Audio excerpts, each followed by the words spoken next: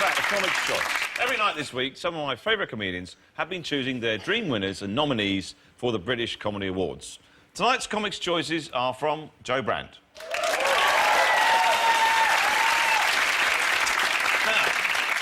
Now, your next category is Best Sitcom. Your first nominee, a bit of a classic, Only Fools and Horses. Indeed. It always seems to be...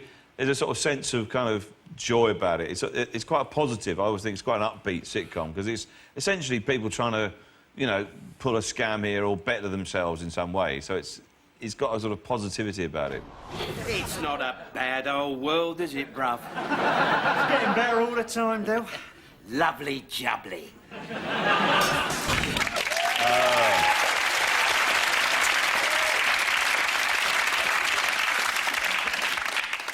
The great characters, very endearing sort of characters. And again, actually, you can't imagine David Jason not doing that part. To me, he can never be anybody else, you know. Because I always, whenever I watch that detective thing he does, I think he's going to go out and get in that, you know, Robin Reliant. The He's going to Frost. solve a crime in that. What's Del Boy doing on a crime scene?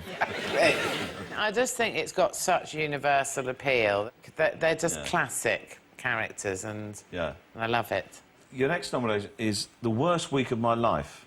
Yes, now, interestingly, this didn't run for that long. I think it was 2 series, and quite a lot of people I knew weren't even aware of it being on. It's the week building up to a couple's wedding and kind of what goes wrong. Just think, 2 days' time we'll be married, and then the Seychelles beckons. Enjoy your head night. I don't want to be with you! You do want to be with me. I don't want to be with you. Gussie! Gussie! Give me my clothes.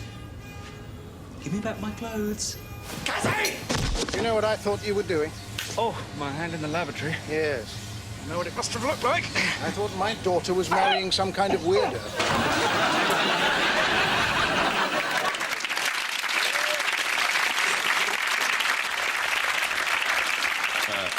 Sort of quite, I mean, yeah, dog in a cement mixer. I mean, that's kind of like old-school slapstick knockabout farce in a way, yeah, you know. yeah, very much. And it was done without a laugh track, so it's all sort of quite intense, you know. And I think that comedy's changed quite a bit over the years.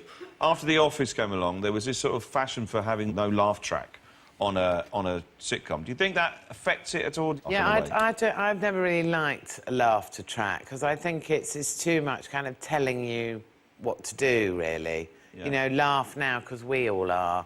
Yeah. And I'm the sort of slightly arsey person that goes, well, I'm not going to then. Yeah. You know.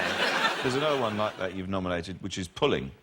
I love Pulling. Which I love as well. I thought was brilliant. For people who haven't seen it, it's about 3 women that share a flat, and they are the most badly behaved, appalling women. Yeah. You know, because most women in sitcoms are caricatures, aren't they? They're either hideous old horse-faced old bags, you know, or they're kind of... Birds. Yeah, dolly birds, you know. And these 3 are like sort of women I was at college Real with, people, you know. yeah. You know, we all used to go on really cheap holidays when we were at college and behave really badly. And, for example, I remember my friend Betty one night, halfway up a mountain with her face in a cactus, being taken from behind by a Greek waiter. It wasn't a very attractive sight, but it made a nice framed photo for her parents' wedding anniversary. But, you know, I think girls behave differently in front of men from the way they behave amongst each other when there aren't men there, and this is what girls are really like.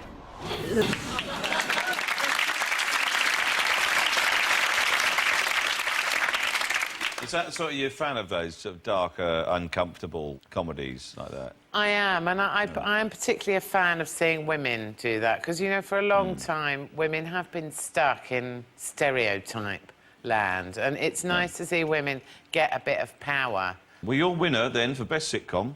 Well, I would say it was Pulling, actually, just from the point of view of the world of women. Yeah, Pulling.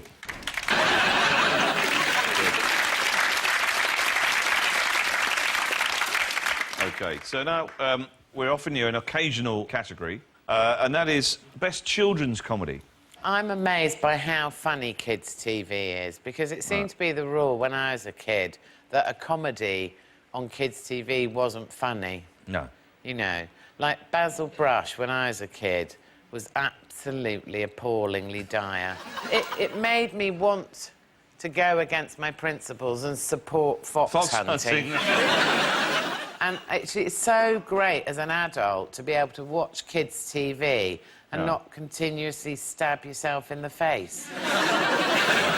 In the night garden, right, when my kids were that age, I just wanted to hang myself off the back of the wardrobe. Here's the tumbly boos. The tumbly boos are in the garden. And I've been sitting there in a sort of no-sleep haze going, I want to kill a tumbly boo. Get me a taser. I will taser a tumbly boo. Oh, there's Upsy Daisy. Die, Upsy Daisy. Well, there's a couple of them nominated. You nominated Horrible Histories. I like Horrible Histories, yeah. Which I think is very good. And, because Horrible Histories is actually what kids want. They want, like, the really grim gore, bits. goo. Gore, goo. And it's educational. And the other one you've nominated is a show called Sorry I've Got No Head. That's right. That's like a sketch show for kids. But again, it's really brilliantly written. Let's have a look at some of your nominations. Here they are. That Paris, he is well fit.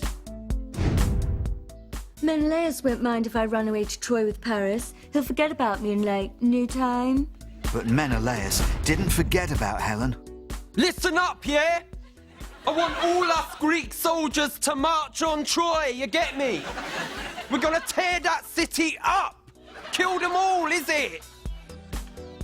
Yeah, it is. If you don't pay this penalty fare, I'm going to have to eject you at the next station. Fine. That's fine. Witch! She's a witch!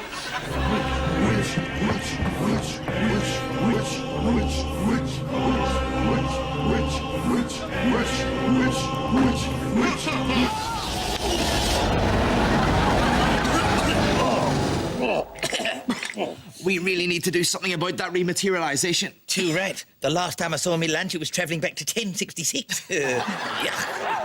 You've done it! You mean? Yeah! It's like 3 weeks in the future. I don't believe it. You know what this means, Basil?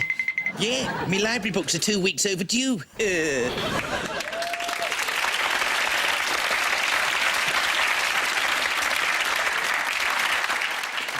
see yourself doing a kids' show, a kids' TV presenter? No, not really. I did actually have this such weird request. When my eldest daughter was 5, the headmistress of her infant school said, could you come down and talk to 95-year-olds about being a stand-up comic? So I went down there. This little boy at the end put his hand up. This is absolutely true. And he said, do you change colour when you go on stage? I thought, has he discovered I'm an alcoholic or what? And I said, what do you mean? He went, aren't you a stand-up chameleon? 5 years old. That's very impressive, I know. That's actually quite a good gag for It a was. 5-year-old. Very good gag. I remember that. Yeah.